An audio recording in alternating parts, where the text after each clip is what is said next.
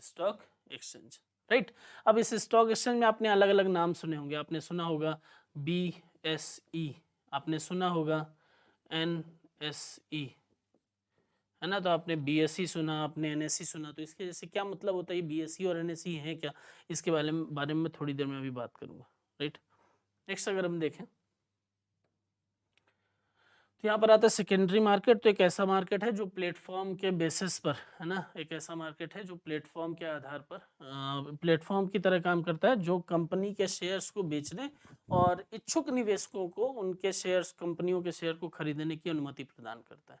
इतनी चीजें जो है वो आप देख सकते हैं। नेक्स्ट आता है सेकेंडरी मार्केट, या जिसको आप द्वितीयक बाजार के नाम से देखते हैं, ठीक है।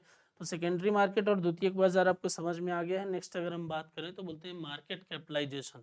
अब ये मार्केट कैपिटलाइजेशन क्या होता है, तो मार्केट कैपिटलाइजेशन का मतलब कि जैसे मान लीजिए कि मैं आपसे ये पूछता हूँ कि रिलायंस इंडस्ट्री बड़ी है या फिर आदित्य बिरला ग्रुप, तो आप सीधे बता देंगे कि सर रिलायंस इंडस्ट्री जो है वो वर्तमान में अभी बड़ी है आदित्य बिरला ग्रुप से। लेकिन अगर मैं ये पूछता हूँ कि सर ए कंपनी बड़ी है या फिर बी कंपनी बड़ी है, तो वहां पर आप क्या बोलेंगे, तो यहाँ पर आप बोलेंगे कि सर इसका सर्कल तो बड़ा दिख रहा है इसलिए बड़ी हो सकती है, तो सर्कल पर मत जाइए, है ना। यहाँ पर चीजें किस प्रकार से नजर आती हैं कि ए बड़ी है कि बी बड़ी है, बोलेंगे सर कैसे ही बता पाएंगे, तो आप बता सकते हैं दो चीजों के बेसिस पर, है ना। किन दो चीजों के बेसिस पर, जैसे मानिए कि एक कंपनी के शेयर की वैल्यू जो है वो 100 रुपीज है ना, और बी के एक कंपनी के शेयर की वैल्यूज जो है वो कितनी है, 200 रुपीज है। तो यहाँ पर एक शेयर की वैल्यू एक की 100 रुपीज है और दूसरे की एक शेयर की वैल्यू जो है वो कितनी है, वो 200 रुपीज है।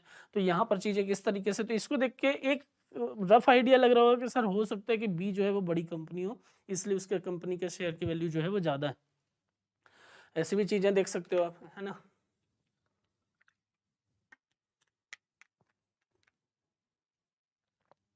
तो यहाँ पर देखिए यहाँ पर देखिए कैसी चीजें नजर आ रही हैं कि ए जो है, ए के एक शेयर की वैल्यू 100 रुपीज है और बी के एक शेयर की वैल्यू 200 रुपीज है।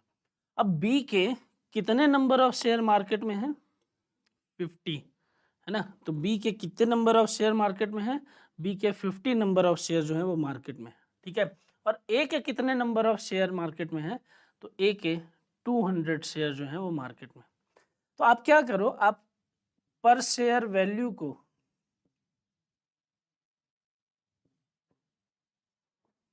टोटल नंबर ऑफ शेयर्स है, आप क्या करो, आप पर शेयर वैल्यू को टोटल नंबर ऑफ शेयर से आप मल्टीप्लाई करो। मल्टीप्लाई करोगे तो चीजें कितनी मिलेंगी, यहाँ आ जाएगा 20,000 रुपए और यहाँ आ जाएगा 10,000 रुपए। तो ये जो ए की वैल्यू निकल कर आई है 20,000 और ये जो बी की वैल्यू निकल कर आई है 10,000, इस वैल्यू को कहा जाता है क्या, इस वैल्यू को कहते हैं मार्केट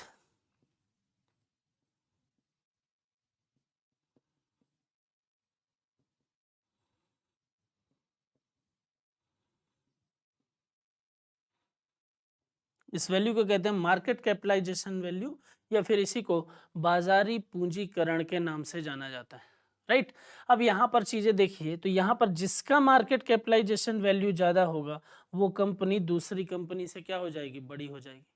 बात समझ में आ रही है। तो यहाँ पर जिसका मार्केट कैपिटलाइजेशन वैल्यू ज्यादा होगा वो कंपनी क्या हो जाएगी, दूसरी कंपनी से बड़ी हो जाएगी। अब दूसरी कंपनी से जब बड़ी हो जाएगी तो क्या, तब आप डायरेक्टली बोल सकते हो ना कि मार्केट कैप के हिसाब से या मार्केट कैपिटलाइजेशन के बेसिस पर ए जो है वो बड़ी है किससे, बी से। अभी तो आप बोल रहे थे कि सर इसके शेयर की वैल्यू ज्यादा है ना, इसलिए ये कंपनी जो है वो बड़ी कंपनी है, लेकिन अब आप क्या बोल रहे हो, आप बोल रहे हो नहीं सर मार्केट कैप के हिसाब से। तो पेपर वगैरह में जब आप देखते हो ना, तो इसी मार्केट कैपिटलाइजेशन को लिखा होता है market cap. According to market cap A is bigger than B, right. तो यहाँ पर इतनी चीजें आपको समझ में आ जाएंगे, तो आपको ये आइडिया लग जाएगा कि भाई ए जो है वो बी से बड़ी है। कैसे पता चला, तो जब भी आपको ए और बी के बीच में या किसी भी कंपनियों के बीच में, उन कंपनियों में से छोटी कंपनी और बड़ी कंपनी का पता लगाना हो, तो वहां पर आप क्या बोल सकते हो कि उस कंपनी की मार्केट कैप वैल्यू के बेसिस पर आप निकाल सकते हो कि कौन सी कंपनी बड़ी और कौन सी कंपनी छोटी होगी, राइट। अब बात आती है इन्वेस्टर की, तो इन्वेस्टर जो है वो मेनली दो टाइप के देखने को मिलेंगे, एक आपको मिलेगा बुल और एक आपको मिलेगा बियर, है ना।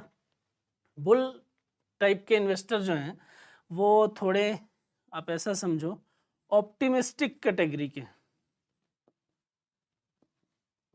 बुल टाइप के जो इन्वेस्टर हैं वो आशावादी, और जो बियर टाइप के जो इन्वेस्टर हैं ना थोड़े वो पेसिमिस्टिक।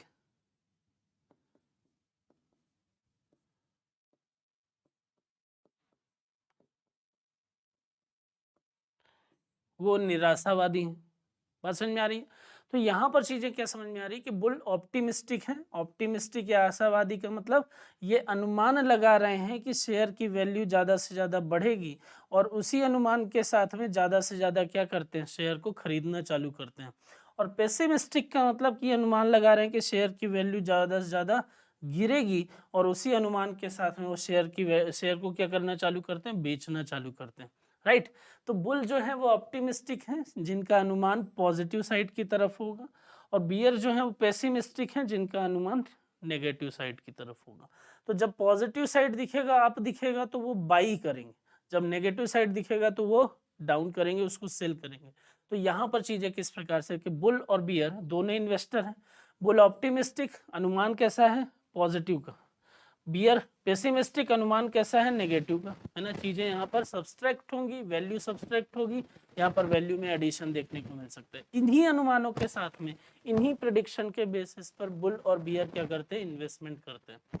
अब मान लीजिए कि मार्केट में ज्यादातर लोग क्या हैं, ज्यादातर लोग चीजों को खरीद रहे हैं, जो शेयर है उसको परचेस कर रहे हैं, तो वो किस टाइप के हो गए, वो तो बुल टाइप के हो गए ना। तो जब मार्केट में शेयर्स खरीदे ज्यादा जाते हैं तो हम बोलते हैं कि मार्केट कैसा है, मार्केट है बुलिश मार्केट, है ना। हम क्या बोलते हैं, हम बोलते हैं मार्केट कैसा है, तो मार्केट है बुलिश मार्केट। और बियर जब ज्यादा से ज्यादा चीजों को सेल किया जाता है तो हम बोलते हैं कि मार्केट कैसा है, हम वहां पर बोल देते हैं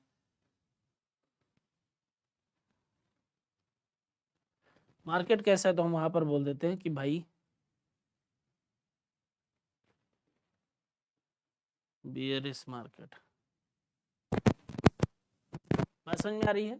तो यहाँ पर चीज़ें जो हैं वो किस तरीके से नज़र आती हैं, यहाँ पर आइडिया आपको लगा हो तो वहाँ पर अगर मैं बोलूँ तो वहाँ पर आपको इस तरीके से चीज़ें समझ में आती है कि जब ज़्यादा से ज़्यादा बुल टाइप के होंगे तो मार्केट बुलिश फॉर्म में होगा, जब ज़्यादा से ज़्यादा बियर टाइप के होंगे, शेयर्स बेचे जा रहे होंगे, तो मार्केट बियरिश फॉर्म में देखने को आपको मिलेगा। यहाँ पर इतनी बात आपको समझ में आ गई होगी, है ना।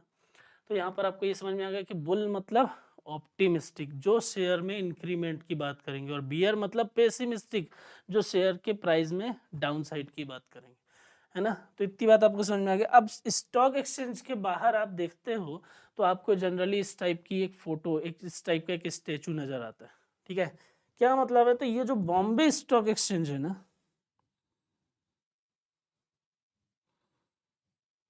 जो बॉम्बे स्टॉक एक्सचेंज है, जो बीएसई, ये बीएसई के बाहर की फोटो है ना, ये बीएसई के बाहर की फोटो है। बीएसई के बाहर की फोटो है तो यहाँ पर ये जो बुल है ये क्या कर रहा है, तो ये एक स्टेचू बनाया गया है ना, और ये हमेशा वहां पर रहता है, और ये इस बात को रिप्रेजेंट करता है कि जो स्टॉक एक्सचेंज है, जो बॉम्बे स्टॉक एक्सचेंज है, वो कैसा है, वो ऑप्टिमिस्टिक, वो आशावादी।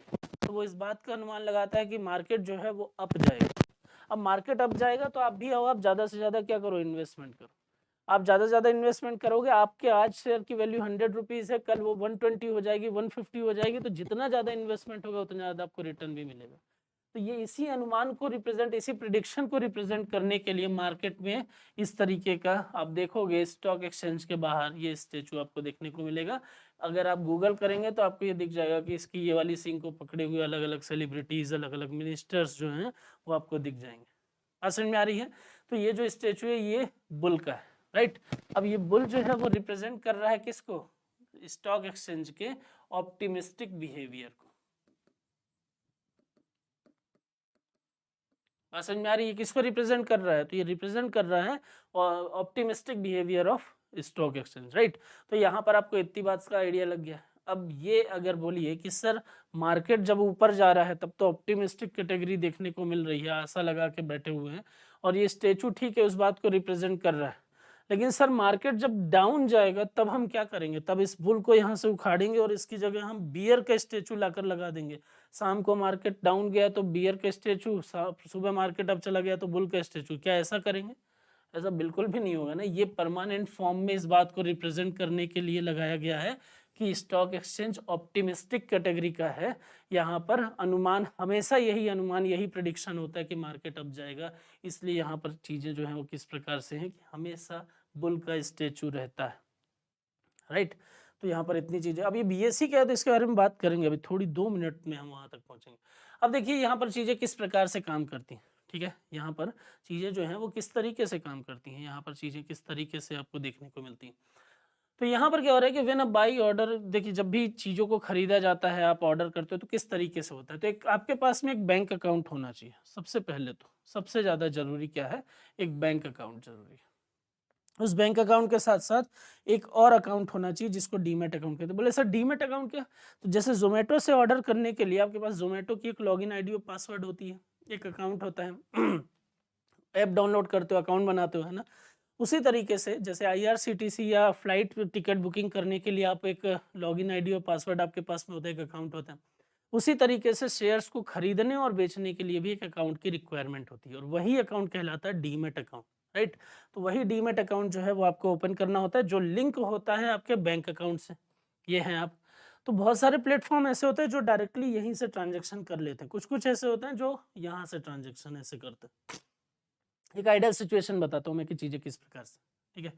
तो यहाँ पर क्या हुआ कि ये आपका ट्रेडिंग अकाउंट है, ट्रेडिंग अकाउंट से ये क्या है, ये है स्टॉक एक्सचेंज। अब यहाँ पर कंपनियां रजिस्टर्ड हैं, आपके पास कुछ कंपनी के शेयर भी हैं और आप कुछ कंपनियों के शेयर को खरीदना भी चाहते हैं, राइट। तो यहाँ पर चीजें किस तरीके से कि आपने क्या किया, आपने ऑर्डर किया, ठीक है। जैसे ही ऑर्डर किया वैसे ही वहां पर चीजें जो है वो करेंगी, आपका ऑर्डर कंफर्म होगा, ठीक है। आपने बाई किया और जब आप बाई करोगे, आप परचेजिंग करोगे तो वो कहाँ आ जाएगा, वो आ जाएगा शेयर आपके डीमेट अकाउंट पर, है ना। और यहाँ पर वो चीजें शो होने लगेंगी। लेकिन इस चीज को खरीदने के लिए, ये शेयर को खरीदने के लिए आपने क्या किया, आपने किया पैसे खर्च। तो वो पैसे कहाँ से खर्च होंगे, तो पैसे यहाँ से खर्च होंगे। तो यहाँ आपका क्या आ जाएगा, डेबिट आ जाएगा। समझ में आ रही, यहाँ पर आपको कैसी चीजें दिखेंगी कि यहाँ से पैसा डेबिट हुआ और यहाँ पे शेयर जो है वो क्रेडिट हो गए।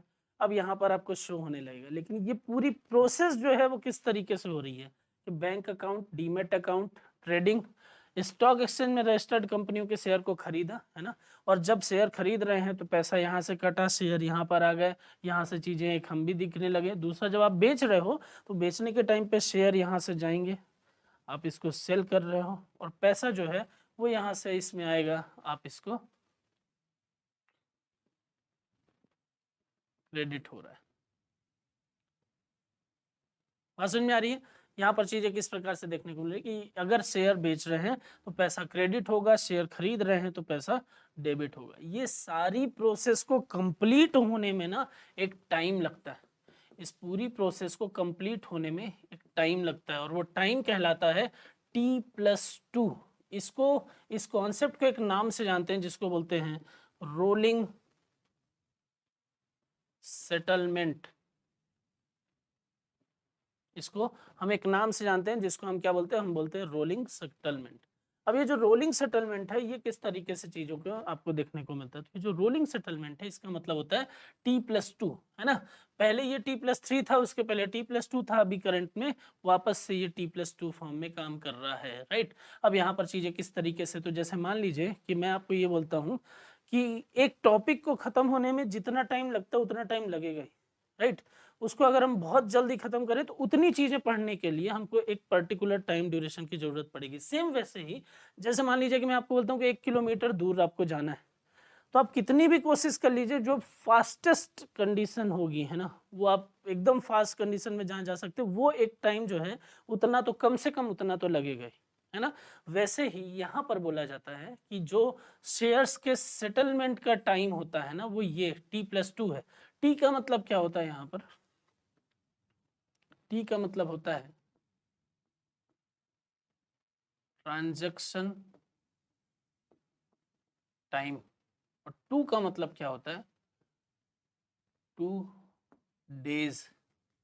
बात समझ में आ रही है? टी का मतलब क्या है? ट्रांजेक्शन टाइम, और टू का मतलब क्या है? 2 डेज। तो यहाँ पर ये बोला जाता है कि जब आप ट्रांजेक्शन कर रहे हो उस टाइम से लेकर और नेक्स्ट 48 आवर या नेक्स्ट 2 डेज तक आपकी ये पूरी की पूरी प्रोसेस जो है वो सेटल हो जाएगी। आपकी ये पूरी की पूरी प्रोसेस जो है वो एग्जीक्यूट हो जाएगी। तो इस पूरी प्रोसेस को एग्जीक्यूट करने में कितना समय लगेगा? तो वो समय लगेगा यहाँ पर कम से कम t+2, मतलब मैक्सिमम है ये टाइम t+2, है ना। इसके अंदर आपका सेटलमेंट पूरा का पूरा हो जाएगा। इतनी चीजें आपने देखी, ठीक है। नेक्स्ट अगर मैं इसमें बात करूं तो शेयर मार्केट से रिलेटेड कुछ अलग अलग पॉइंट है, अलग अलग टॉपिक हैं जो आपके लिए जरूरी है। क्या क्या? तो यहाँ पर देखिए कि जैसे ब्लू चिप कंपनी, तो ब्लू चिप कंपनी किसको बोलते हैं? ब्लू चिप कंपनी हम उसको बोलते हैं कि कोई ऐसी कंपनी है ना जिसका एक प्रॉफिट में चल रही हो लगातार, ठीक है। एक प्रॉफिट का अपना एक हिस्ट्री हो कि पिछले कुछ सालों से लगातार वो प्रॉफिट में चल रही हैं, और प्रॉफिट में चलने के बाद में वो क्या कर रही हैं? वो अपने शेयर होल्डर को time to time dividend provide कर रही है।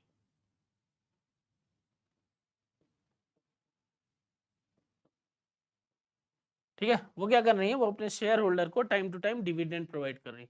अब ये time to time dividend provide कर रही है तो क्या दिखाई दे रहा है कि ऐसी कंपनी जिसका प्रॉफिट का अपना एक हिस्ट्री है, ठीक है, पिछले कई सालों से लगातार प्रॉफिट में है, तो वो टाइम टू टाइम अपने शेयर होल्डर को क्या कर रही है? डिविडेंड दे रही है। उन कंपनियों को आप क्या बोल देते हो? उनको आप बोल देते हो ब्लू चिप कंपनी, BCC।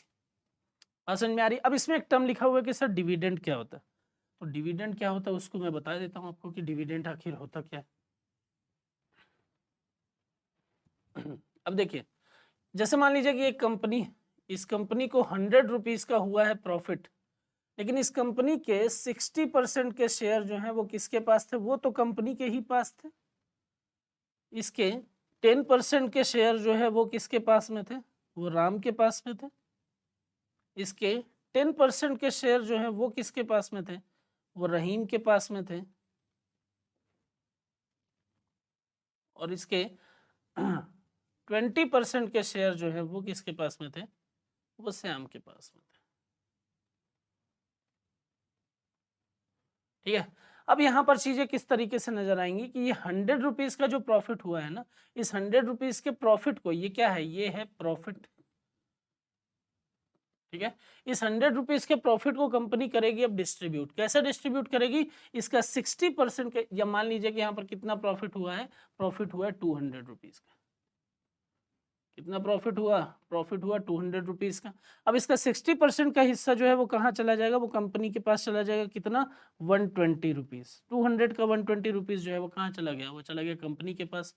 200 में से 20 रुपीज जो है वो किसको मिल गए? वो मिल गए राम को। 200 में से 20 रुपीज जो है वो किसको मिल गए? वो मिल गए रहीम को। और 200 में से 40 रुपीज जो है वो किसको मिल गए? वो मिल गए श्याम को। तो 120, 20, 40, 160 एंड 160 प्लस 40, 200। प्रॉफिट 200 था। प्रॉफिट जो है वो डिवाइड हो गया किस बेसिस पर? शेयर्स के कंट्रीब्यूशन के बेसिस पर या शेयर के वेटेज के बेसिस पर। तो जिसके पास जितने शेयर होंगे उसको प्रॉफिट का उतना पार्ट मिल जाएगा, और यही पार्ट ऑफ प्रॉफिट जो है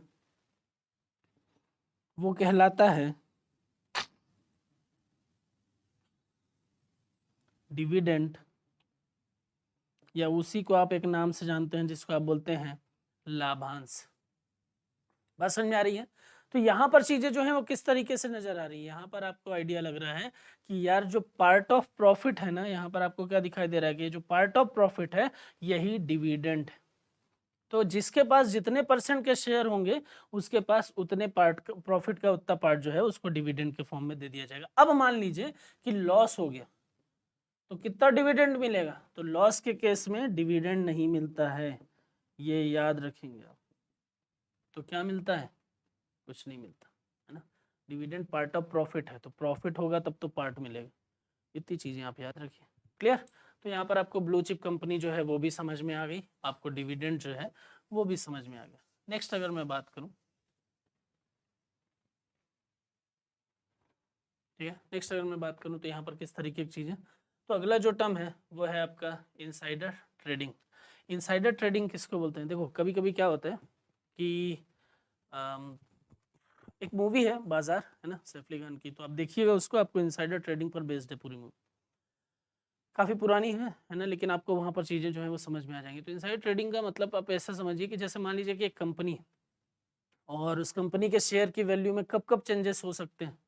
तो अगर मैं आपको बोलूं कि क्या रेन की वजह से चेंजेस हो सकते हैं, बिल्कुल हो सकते हैं। मानसून एक फैक्टर हो सकता है जो कंपनी के शेयर की वैल्यू में फ्लक्चुएशन ला दे। क्या सर कोई एक बड़ी कंपनी उस कंपनी को टेक ओवर करेगी तो चेंजेस हो सकते हैं शेयर के वैल्यू में? बिल्कुल हो सकते हैं, है ना। कंपनी के शेयर की जो वैल्यू है वो चेंज हो सकती है। नेक्स्ट अगर मैं बात करूं, तो अगर मैं बोलता हूं कि सर अगर चीज़ें इस प्रकार से देखने को मिले कि कंपनी प्रॉफिट में जा रही है, तो क्या वहां पर रेट में चेंजेस होंगे? बिल्कुल हो सकते हैं, वहां पर भी रेट में चेंजेस हो सकते हैं। कैसे हो सकते हैं? ऐसे हो सकते हैं कि कंपनी प्रॉफिट में है तो लोग प्रिडिक्शन करना चालू करेंगे कि आगे भी प्रॉफिट में रहेगी, ज़्यादा से ज़्यादा शेयर खरीदना चालू करेंगे। तो ये इस तरीके से चीज़ें जो हैं वो देखने को मिलने लगती हैं, राइट। अब देखो किस तरीके की चीज़ें हैं यहाँ पर। तो जैसे मान लीजिए कि शेयर को अगर आपको परचेस करना है ना, तो आप कैसे करोगे? आप करोगे प्रिडिक्शन, है ना। आप क्या करोगे? आप अनुमान लगाओगे और उस अनुमान के आधार पर चीजें जो हैं वो की जाएंगी। बात समझ में आ रही है? आप क्या करोगे? आप अनुमान लगाओगे, उस अनुमान के आधार पर चीजें होंगी। लेकिन अगर मान लीजिए कि एक कंपनी है, इस कंपनी की एक एम्प्लॉय है, इस एम्प्लॉय ने कंपनी की खुफिया इंफॉर्मेशन जो है ना, एक बहुत ही मैंडेटरी इंफॉर्मेशन मार्केट में लीक कर दी कि अगर ये इंफॉर्मेशन मार्केट में गई और जिसको मिली उसको हो जाएगा प्रॉफिट। तो जैसे मान लीजिए कि इसने क्या किया, इसने अपने एक कलीग को ये इंफॉर्मेशन दे दी, तो इसको तो ये पता चल गया ना कि कंपनी को आगे आने वाले दिनों में प्रॉफिट होगा, और वो ज़्यादा से ज़्यादा उस कंपनी के शेयर को खरीदने लगे। और जिसको इंफॉर्मेशन नहीं है उसको क्या ही पता कि कंपनी जो है वो प्रॉफिट में जाएगी। तो ये समस्या है ना। तो यहाँ पर चीज़ें किस तरीके से कि जब कंपनी के किसी एम्प्लॉय के द्वारा कंपनी की जो इंफॉर्मेशन होती है उसको लीक कर दिया जाए, और यहाँ पर जो ट्रेडिंग हो रही है वो किस बेसिस पे देखने को मिले? वो उसी इंफॉर्मेशन के बेसिस पर। तो यहाँ पर ये जो ट्रेडिंग हो जाती है इसको बोल देते हैं हम इनसाइडर ट्रेडिंग। इसको हम क्या बोल देते हैं? इसको हम बोलते हैं इनसाइडर ट्रेडिंग, ठीक है। और यहाँ पर ये जो व्यक्ति इस प्रकार से ट्रेडिंग कर रहा था उसको हम क्या बोल देते हैं? Insider trader, right. तो आपको इतनी बात समझ में आ गई कि यार जो अंदर की इंफॉर्मेशन को लीक करके ट्रेडिंग करेगा उसको हम बोलते हैं इनसाइडर ट्रेडर, और उस पूरी प्रोसेस को हम क्या बोल देते हैं? इनसाइडर ट्रेडिंग बोल देते हैं, राइट। तो इतनी बातें जो है वो आपको समझ में आ गई होंगी, क्लियर। अब अगर मैं यहाँ पर बोलूँ कि इनसाइडर ट्रेडिंग सर तो ये तो बढ़िया चीज़ है, तो एक चीज़ याद रखें कि सेबी ने क्या किया है, सेबी ने इसको बनाया है इलीगल, है ना। सेबी ने क्या कर दिया? सेबी ने इसको बना दिया इलीगल। तो अगर व्यक्ति इस प्रकार से चीज़ें करता है, इस प्रकार से ट्रेडिंग देखने को मिलती है, तो वहाँ पर चीज़ें कैसे रहेंगी? तो इस प्रकार से ट्रेडिंग अगर देखने को मिलेगी तो वहाँ पर व्यवस्था इस प्रकार से हो जाएगी कि सेबी के रूल के हिसाब से व्यक्ति को जेल भी हो सकती है। तो ये लीगल प्रोसेस है, ठीक है। तो इससे थोड़ा सा बचेंगे और चीज़ें जो हैं वो क्लियर हैं आपको। अगला जो है वो है सर्कुलर ट्रेडिंग। सर्कुलर ट्रेडिंग भी काफ़ी पॉपुलर हुआ था। कब पॉपुलर हुआ था? ये पॉपुलर हुआ था एसीसी स्कैम में, है ना। एसीसी स्कैम क्या था? तो पहले आपके बर्थ के पहले, है ना, एक स्कैम हुआ था। आपने जन्म नहीं लिया तब से स्कैम करने वाले लोग जो हैं वो यहाँ पर घूम रहे हैं, ठीक है। तो यहाँ पर चीज़ें किस प्रकार से देखने को मिलती हैं? एसीसी में एक स्कैम हुआ था सर्कुलर ट्रेडिंग के फॉर्म में, ठीक है। यहाँ पर जैसे मान लीजिए कि ए है, बी है, सी है और डी। ए ने किसी कंपनी के शेयर 10,000 शेयर या 100 शेयर को क्या कर लिया? खरीद लिया, ठीक है। अब ये किसी कंपनी के मैक्सिमम शेयर मान लेते हैं, ठीक है। अब इसने ए ने क्या किया? बाकी शेयर को 90 शेयर को इसने कर लिया होल्ड, और 10 शेयर को वो क्या कर रहा है? घुमा रहा है। उसने बी को, अच्छा ये शेयर जो खरीदेगा वो कितने में खरीदेगा? वो मान लीजिए 100 रुपीज में खरीदेगा। तो उसने ए ने क्या किया? वही 10 शेयर किसको बेचे? बी को। किस रेट पर? 150 के रेट पर मान लेते हैं। बी ने वही शेयर किसको बेचे? सी को। किस रेट पर? 160 के रेट पर। सी ने किसको बेचे? वही शेयर डी को 180 के रेट पर। ए ने वही शेयर किसको बेचे? 200 के रेट पर, है ना। ने फिर से वही शेयर किसको बेच दिए, बी को। तो यहाँ पर क्या दिखाई दे रहा है कि ये कुछ व्यक्ति हैं जो आपस में एक दूसरे से परिचित, यहाँ पर कुछ व्यक्ति हैं जो आपस में एक दूसरे से परिचित हैं। अब ये जो आपस में एक दूसरे से परिचित है, ये क्या कर रहे हैं, ये ट्रेडिंग कर रहे हैं। अब आपको लगेगा सर कैसे ही पता चल रहा है कि वही व्यक्ति खरीद रहा है।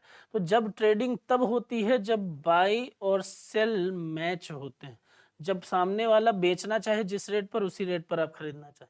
तो सामान्य तौर पर जब आप ऐसी वैल्यू देखते हैं तब वो तो सेम हो जाती है, लेकिन वहां पर अगर मैं ये बोल दूं कि 150.97 है ना, तब यहाँ पर अगर ये सेलर और बायर दोनों ये डालेंगे तब तो इस बात की प्रोबेबिलिटी 99% है कि ये जो सामने वाला आपका व्यक्ति है उसका ही इस रेट से मैच जो है वो देखने को मिलेगा।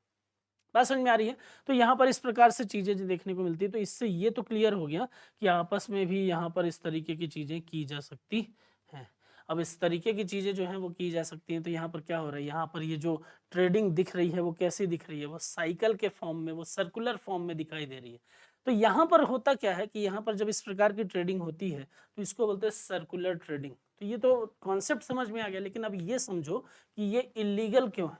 अब आपको ये जानने की जरूरत है कि आखिर ये असंवैधानिक है क्यों।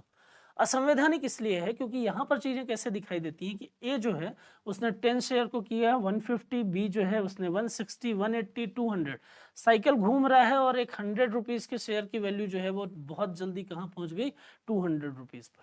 ठीक है, अब ये इन्वेस्टर तो ठीक है, लेकिन यहाँ पर जो इन्वेस्टर हैं जो बाहर हैं इस ट्रेडिंग से, जैसे मान लीजिए डी के बाद ई, एफ, जी, एच, तो इन इन्वेस्टर को भी क्या लगेगा, इनको लगेगा कि यार ये तो बढ़िया चीज है, जो इस कंपनी के शेयर की वैल्यू है उन कंपनी के शेयर की वैल्यू में इंक्रीमेंट हो रहा है, तो हम भी इसके शेयर खरीदते हैं, और जब हम इसके शेयर खरीदेंगे तो इसके शेयर की वैल्यू बढ़ेगी, और इस बढ़ेगी तो फिर हम इसको सेल करेंगे तो फिर होगा प्रॉफिट। इसी प्रिडिक्शन के साथ में यहाँ पर ई, एफ, जी और एच ने क्या करना चालू किया, उन्होंने भी इन्वेस्टमेंट करना चालू किया, और बाकी के लोगों को यही दिख रहा था इन्वेस्टर को, तो उनका भी इन्वेस्टमेंट हुआ। अभी कितने शेयर को घुमाकर इन्होंने ये कर दिया, 10 शेयर को, 90 शेयर तो होल्ड ही है ना, अब ये 90 शेयर को मार्केट में कर देते हैं डंप। तो 100 रुपीज की शेयर की वैल्यू को 200 पहुंचाए और 200 पे बेच कर मार्केट से बाहर निकल गए। अब मार्केट से जब बाहर निकले तो इनको भी धीरे धीरे समझ में आया कि यार अचानक से कंपनी के शेयर की डिमांड जो है वो क्या हो गई है, अब कम हो गई। क्यों? क्योंकि सप्लाई बढ़ गई। डिमांड सप्लाई रूल पढ़ाया मैंने आपको। तो यहाँ पर चीजें जो है वो कैसे दिखाई दे रही, वो दिखाई दे रही साइकिल के फॉर्म में, और साइकिल के फॉर्म में चीजें दिख तो रही हैं, लेकिन कैसे, यहाँ पर दिखाई तो दे रहा है लेकिन कुछ इस प्रकार से कि ये इलीगल तरीके से आपने जानबूझकर मार्केट की डिमांड में इंक्रीमेंट किया है, आपने जानबूझकर इस तरीके की चीजें की, इसलिए ये क्या हो गया, ये इलीगल है, और इसके लिए भी सेबी ने क्या किया है, सजा का प्रावधान किया है, जेल भी होती है, याद रखना है। बात समझ में आ रही है? आई होप कितनी चीजें आपको क्लियर हो गई होंगी।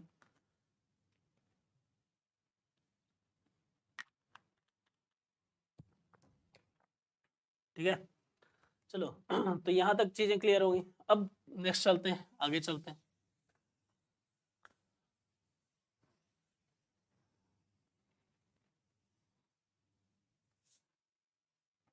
अब देखिए अगला जो टर्म है वो है एंजल इन्वेस्टर, है ना, और साथ ही साथ वो है वेंचर कैपिटलिस्ट। अब ये एंजल इन्वेस्टर और वेंचर कैपिटलिस्ट क्या होता है?